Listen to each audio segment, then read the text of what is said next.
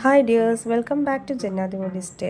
ഞാനിന്ന് stone chain എങ്ങനെ stitch ചെയ്യുന്നതെന്ന് കാണിക്കാം കേട്ടോ.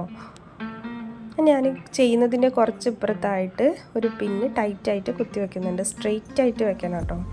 അപ്പോൾ നമുക്ക് അങ്ങനെ ചെയ്ത് കഴിഞ്ഞാൽ അത് സ്ട്രെയിറ്റ് ആയിട്ട് നിൽക്കുന്നതുകൊണ്ട് തന്നെ എന്നെ മാനേജ് ചെയ്യാൻ ബുദ്ധിമുട്ടുണ്ടാവില്ല.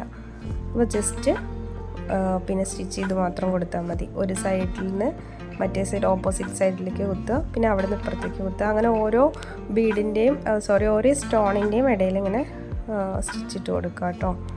ഞാൻ ത്രെഡ് നീഡിലാണ് കേട്ടോ ഉപയോഗിക്കുന്നത്. കാരണം ബീഡൊന്നും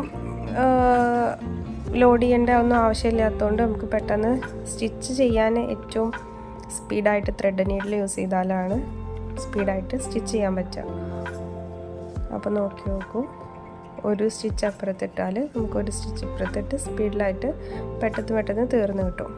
പിന്നെ ഞാൻ പിന്നെ കുത്തിയിട്ടൊന്നുമല്ല ചെയ്യാറ്, പക്ഷെ അത് പഠിച്ച സമയത്തൊക്കെ ഞാൻ പിന്നെ കുത്താറുണ്ടായിരുന്നു. ഇപ്പം ഞാൻ വിരൽ വെച്ച് മാനേജ് ചെയ്യാൻ പഠിച്ചു. അപ്പോൾ ഇത് ബിഗിനേഴ്സിന് ഒരു ടിപ്പായിക്കോട്ടെ എന്ന് വിചാരിച്ചിട്ടാണ് ഇങ്ങനെ ഒരു വീഡിയോ ഷെയർ ചെയ്യുന്നത് കേട്ടോ. അപ്പോൾ ഈ ഒരു ഡ്രസ്സിൻ്റെ ഫുൾ വീഡിയോ ആയിട്ട് പിന്നീട് വരാം. Okay, by.